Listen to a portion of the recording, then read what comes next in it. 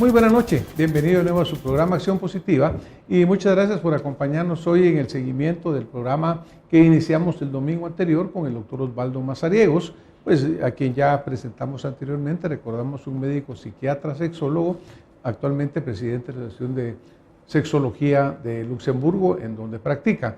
Y pues en el programa anterior hicimos una serie de definiciones, de visiones sobre lo que es el machismo, ese mal terrible para algunos, no tan terrible para otros, en proceso de evolución y cambio para muchísimas visiones, de repente depende de dónde se mire, pero que obviamente existe, está presente y hay que hacer cambios en él. Cuando hablábamos al principio, en una parte de su intervención, el doctor Mazariegos, a quien de nuevo le damos la bienvenida, porque ya estoy hablando, doctor, ni siquiera he vuelto a dar la bienvenida. Muchas gracias por haber aceptado estar de nuevo aquí con nosotros. Muchas gracias, Francisco. Te agradezco mucho y también a los televidentes. Con mil excusas si digo algunas cosas un poco fuertes, pero es necesario decirlas. Yo creo que para plena comprensión es necesario, sí, ¿verdad, Osvaldo? Bien. En el sentido de que cuando tú hablabas en el programa anterior, en una parte decías, no se nace machista, sino que se cambia en el camino. Sí. Y me recuerdo de una parte también en la que tú ponías un ejemplo personal, que cuando regresabas de la Facultad de Medicina de estudiar, pues tu mamá le decía a tus hermanas, atiendan a Osvaldo, sírvanlo, ¿verdad? Sí. Ahora, eso ha venido cambiando, Osvaldo, porque obviamente la mujer ya salió a la calle, la mujer ya trabaja, la mujer tiene un rol diferente. No falta la inquietud de quien dentro de nuestro público pueda decirnos, mire, ¿y esto ha contribuido a un debilitamiento de la estructura familiar o cómo es la nueva relación familiar? Vamos a hablar un poco también sobre, antes hablar de divorcio era imposible, ¿verdad? Te casabas y ahí estaba, era sí. Hecho. Ahora sabes que el divorcio es 50% más de las parejas. Sí, entonces, cierto. Todo esto también ha ido cambiando, Osvaldo.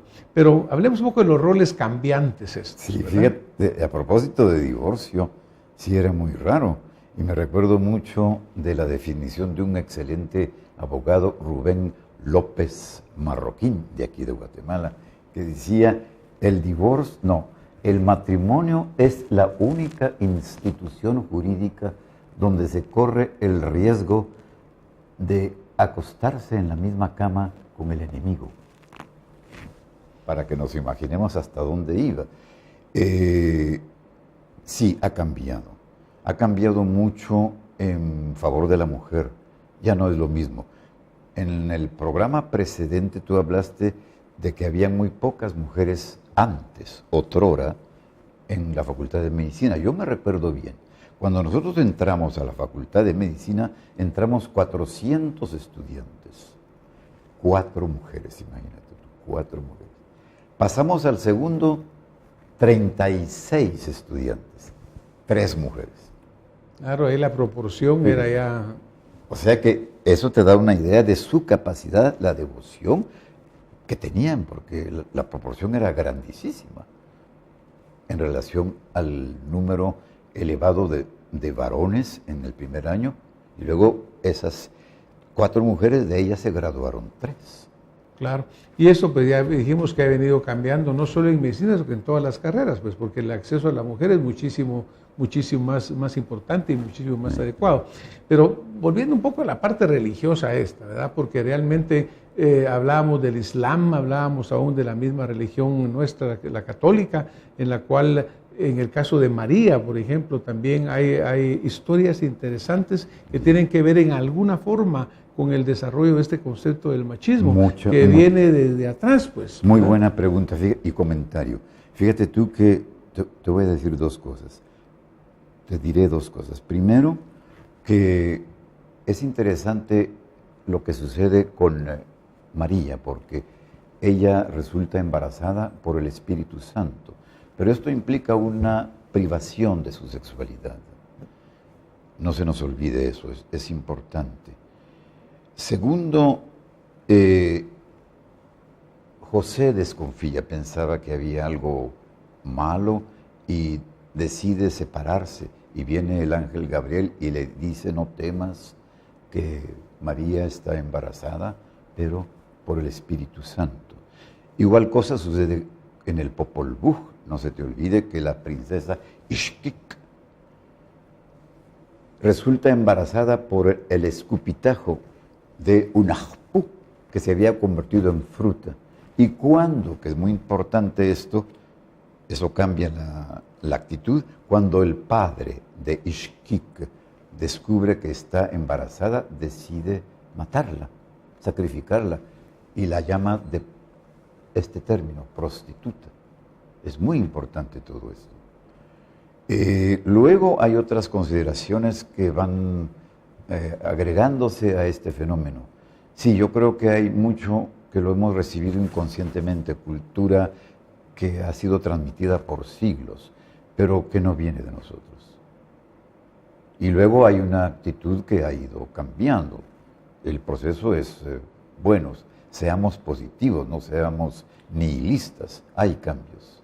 Uno de los grandes flagelos que vivimos en Guatemala constantemente, a pesar de los cambios que han habido, tenemos que reconocer que la sociedad de Guatemala tiene características propias bastante peculiares, ¿no? Sí. Pero, por ejemplo, el hecho de la violencia contra la mujer. Hemos visto cómo la fiscal general, hemos visto cómo el procurador de derechos humanos, están, la misma sociedad, señalando constantemente este abuso por parte del macho de la pareja con violencia contra la mujer. ¿A qué achacas tú esto? ¿La falta de formación, la falta de educación? Sí. Hablábamos contigo un poco antes del programa también acerca de decir, bueno, ¿es lo mismo el machismo que la paternidad irresponsable o cuál es el mecanismo que la origina? No necesariamente, pero sí hay hombres con tendencias machistas, pero muy responsables también. Hay un libro que se opone a esta actitud un poco peyorativa del machismo, un libro de Esther Villa, que se llama El varón domado, y que dice lo contrario, que son las mujeres las machistas, porque les conviene que el hombre sea macho. Entonces hay mucha discusión en esto.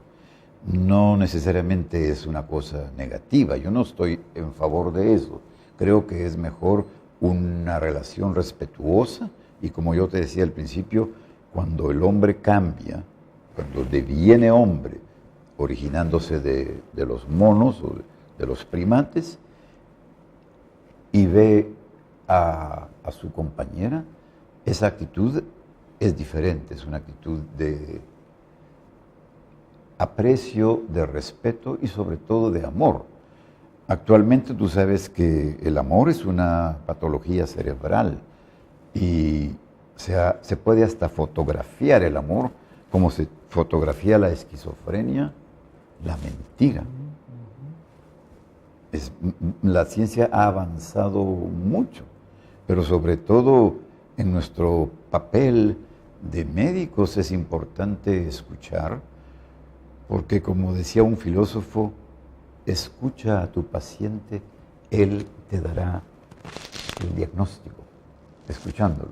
Y como ya lo dije en el programa anterior, cuando vine al Congreso Centroamericano de Medicina del Caribe y de Centroamérica, que decía Gregorio Marañón, e insisto, de todas maneras, el instrumento más importante con que cuenta el médico es la silla, es decir, sentarse y escuchar. Pero me ibas a hacer otro comentario, una pregunta. Sí, exactamente, para seguir en esta línea, ¿verdad? Porque obviamente cuando cambian, antes la mujer no tenía derechos, no tenía acceso, ahora hay más médicos, hay más abogados, etcétera. Ahora, resulta también de que hay quien señala que ese machismo ahora se ha vuelto un feminismo. Entonces, por ejemplo, una institución que antes podría pensarse que se beneficiaba del machismo era el divorcio. La mujer no tenía derechos y la mujer lo que el hombre le daba, ahí estaba. Pero ahora realmente pues las leyes equitativas, las leyes se han vuelto en teoría ciega, como debe ser la justicia e imparcial. Pero por otro lado se señala también de que hay una excesiva protección a la mujer en contra del hombre, en este caso, que la ley debería ser similar para ambos, pero hablábamos contigo aún de casos, digamos, en Luxemburgo, en otros países europeos, en los cuales las leyes son tan duras contra el hombre en el caso del divorcio, que es prácticamente sumamente difícil o imposible. Sí, hay hombres que se han quedado en la calle cuando se divorcian. La protección es total para la mujer y ellas lo saben también. En España, te quería decir que en la época de Francisco Franco era prohibido el divorcio. Y Vallejo Nájera, un excelente psiquiatra de España, que ya falleció por supuesto, decía que el 75% de las mujeres españolas eran frígidas. Pero no solo eso, llevaban con orgullo su frigidez. Es decir, era una cuestión cultural. Ahora ha cambiado mucho, pero en la época era así. Esto quiere decir que el machismo no solo existe en América Latina.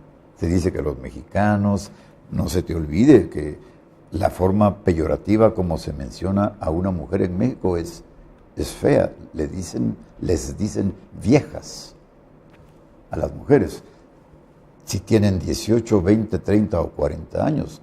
Y en Chile les dicen cabras. Es muy feo. Pero esto se origina de esa actitud inconsciente defensiva que ya expliqué en el programa anterior. La presencia de la mujer en todos lados, en países machistas o no machistas. Por ejemplo, en Estocolmo, en la época medieval, se castigaba severamente al adúltero. Y en un museo encontré eso. El hombre que era adúltero era severamente castigado, se le llevaba a la picota, lo arrodillaban y tenía que pedir perdón en público, porque si no era el causante de las epidemias, de las catástrofes. Entonces era muy difícil esa forma de comportarse ya en la época medieval. Esto quiere decir que todo lo que es sexual, machismo, feminismo, viene desde hace mucho tiempo. Ahora tú dirías, por ejemplo, que volviendo al tema de la violencia contra la mujer, la violencia contra la familia, porque muchas veces pues vemos casos de mujeres golpeadas, incluso niños golpeados por padres que o están borrachos o están irresponsables.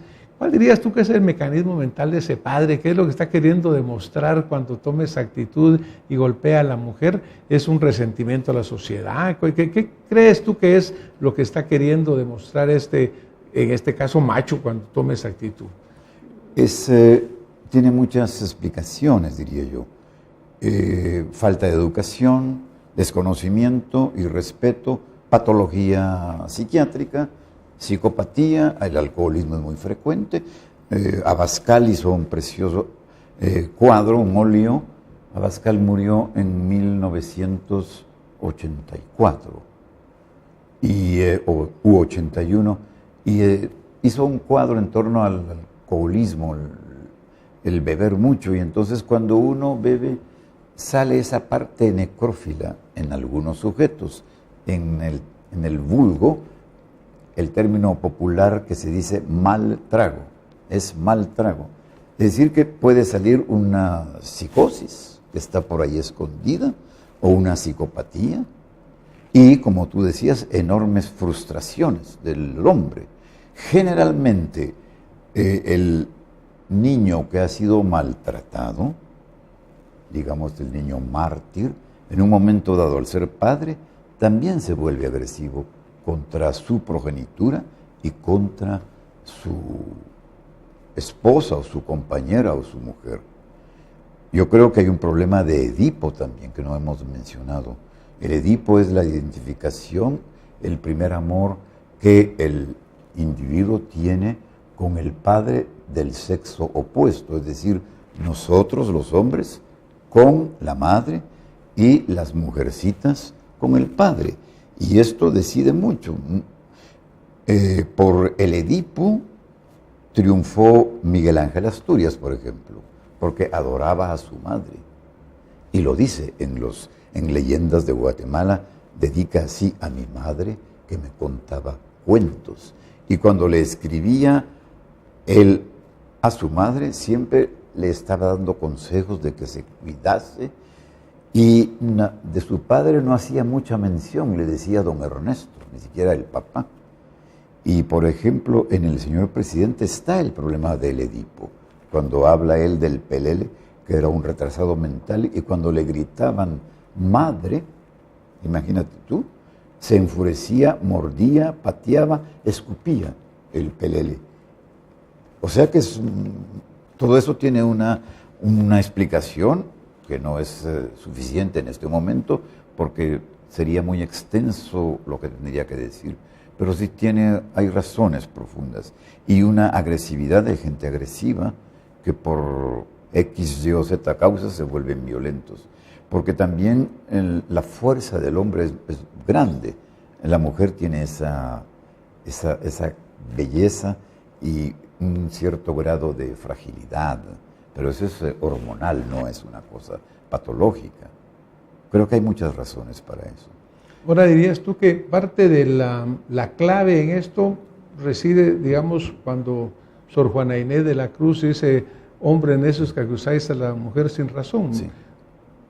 La mujer, pues obviamente hemos visto la paternidad irresponsable, podríamos llamar la maternidad irresponsable por múltiples causas. Sí. Sabemos de que muchas niñas adolescentes quedan embarazadas y hemos visto casos, tú me mencionabas, hasta de 8 años en la historia. En la historia de ginecología y ginecología, ¿verdad? Niñas de 14, sí. 15 años que tienen varios hijos. Pero ahí el tema principal, obviamente, del lado del hombre, el machismo, pero de parte de la mujer, la educación sexual. Porque yo creo que cuando tú mencionas de repente aquí, se me iba a decir algunas palabras que pueden sonar un poquito pesadas, duras o feas, pero nosotros tenemos que hablar con claridad. Sí. Las mujeres, las niñas guatemaltecas tienen que oír con claridad sobre lo que es la educación sexual, porque es la única forma que ellas verdaderamente pues, pueden evitar también esta parte.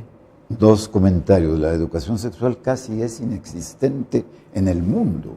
Cuando nosotros creamos la Asociación de Sexología en Luxemburgo, uno de los miembros, el distinguido doctor Alzan, Honoré Alzan, dijo, ya era tiempo, es grólogo el doctor, ya era tiempo, porque en realidad, aún en ese país tan desarrollado, yo considero que es uno de los países más ricos del mundo y además la sede de la Unión Europea, una de las sedes, está Estrasburgo y Bruselas. En ese país no hay educación todavía y lo que queremos hacer nosotros es ir a las escuelas.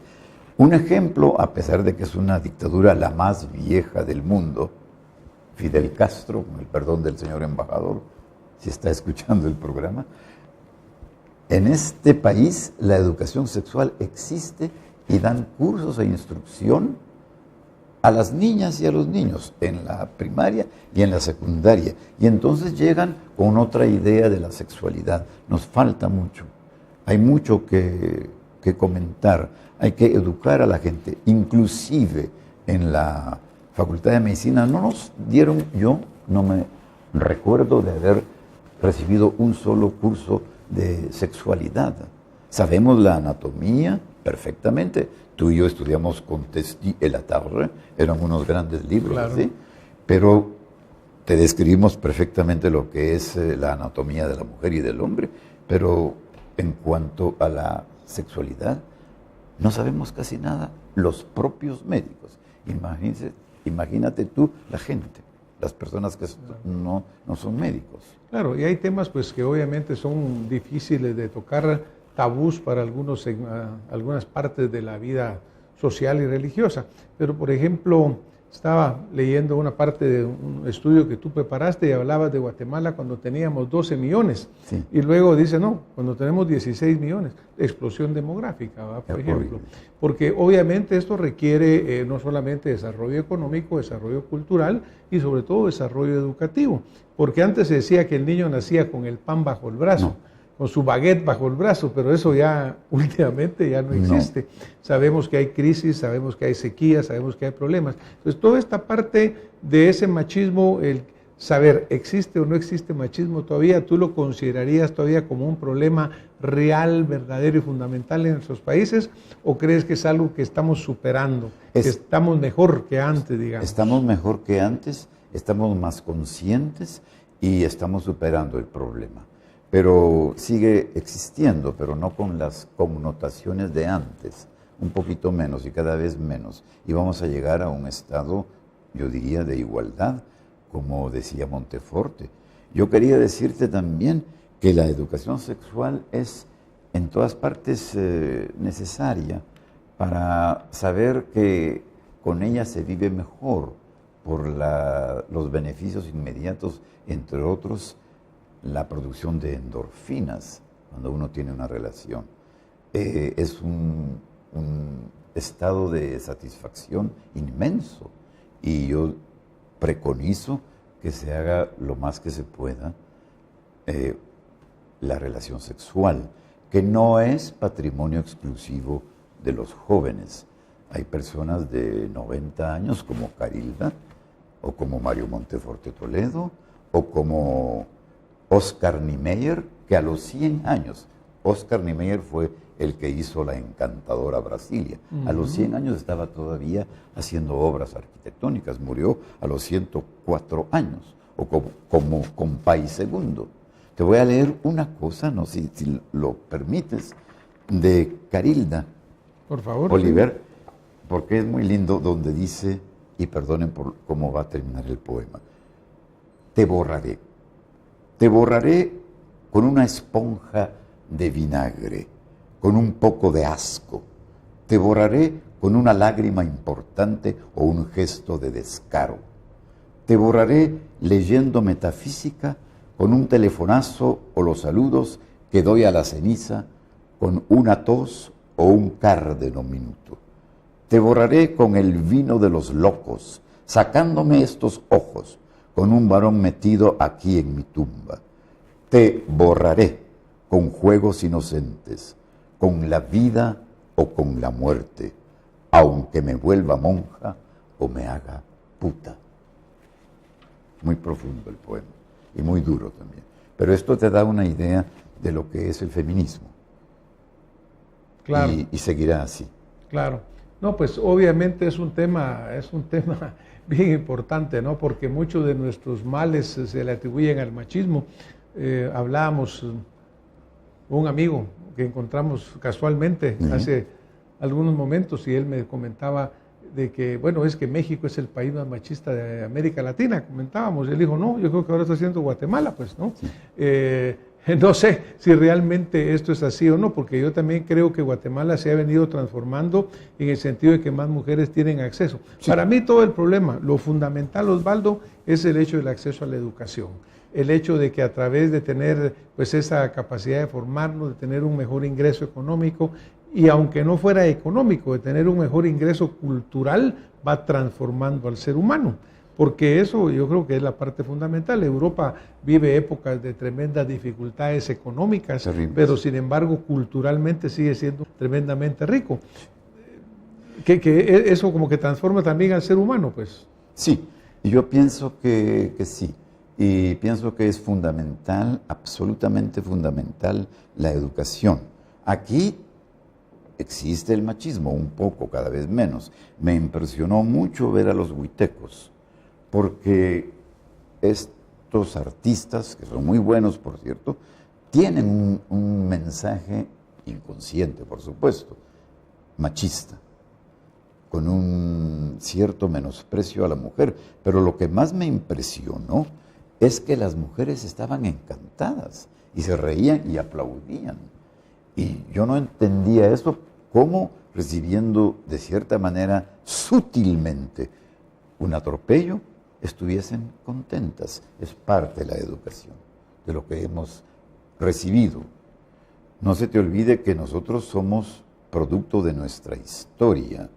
Esto es muy importante, producto de nuestra historia, y no solamente mediata, es decir, con nuestros padres o nuestros abuelos, va muy lejos, va muy lejos. Hay estudios en los que se detecta que uno es el producto de una historia que va por varios siglos, 5 o 6 siglos. Claro. Hay el ejemplo de una mujer que no quedaba embarazada, no tenía ninguna causa orgánica, y entonces va con una psiquiatra que hace ese tipo de terapia, y le cuenta a ella que no quedaba embarazada, y dentro de la terapia le refiere que sus familiares todos son militares. Dice, mi padre es militar, mi abuelo es militar, mi bisabuelo es militar, e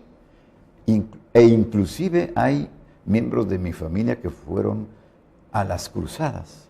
Entonces la doctora le pregunta, ¿y usted ya leyó el libro de Ben Jalloun, Las cruzadas vistas por un musulmán? Y ella le dice, no. Entonces, ¿no sabía usted que en las cruzadas los soldados amputaban las manos y los pies de los niños árabes? No, pues ahora lo sabe, y le propuso aprender una canción de cuna que les enseñó una árabe, la cantaron, terminó la terapia, y al año recibí una carta para esta doctora diciéndole, estoy embarazada. Sí, no, es interesante. Bueno, pues mira Osvaldo, verdaderamente, ¿no? Por favor. Te quería decir también otra cosa, que, por ejemplo, cuando descubre Dios que Eva le dio la fruta prohibida a Adán, se enoja mucho y le dice, parirás con dolor. Y fíjate que el profesor Deled y los rusos descubrieron una técnica que se llama parto psicoprofiláctico. Yo era el vicepresidente aquí en Guatemala de esa asociación que fundó el doctor McDonald, que en paz descanse. Y allí aprendía la mujer, o aprenden en Europa, a controlar las contracciones musculares, y no le dicen dolor. Y yo vi con el profesor de Lea mujeres salir del quirófano caminando y no hacer la tradicional episiotomía. Claro. Fíjate, pues no tener es lo contrario. Claro, lo bíblico, paridad con dolor, ¿verdad? Sí. Mire, yo nos vamos terminando ya acerca de esto, ¿verdad? Y hay muchas cosas que tenemos que hablar, pero obviamente el hecho del machismo todavía existe, el hecho de la no discriminación, porque la ha ido superando afortunadamente, sí, pero sí esta ataque, digamos, contra el pleno valor de la mujer. Algo que me impresionó muchísimo recientemente es que en el Arco del Triunfo, y te lo comentaba antes del programa, hay una flama eterna que está perpetua ahí y está hacia el soldado desconocido. Pero una asociación feminista hace unos pocos años pidió y puso una placa en la cual decía, esta placa es en honor de alguien más desconocido que el soldado desconocido, la esposa o la compañera del soldado desconocido. Así que muchísimas gracias por haber estado con nosotros en estos 2 programas con el doctor Osvaldo Mazariegos. Indudablemente hay que superar el machismo, indudablemente tenemos que tener una sociedad en la cual todos tengamos la misma oportunidad, que exista ese balance de ese 52 contra 48% actualmente, porque verdaderamente será la única forma en que tendremos una sociedad armónica y estable. Muchísimas gracias, Osvaldo, por haber estado con nosotros esta noche, y a ustedes que nos vieron y nos escucharon, pues nos vemos la próxima semana con más acción positiva. Gracias, Osvaldo. A ti, muchas gracias. Y al estimado público televidente también. Gracias. Y mil excusas, por favor, por las palabras.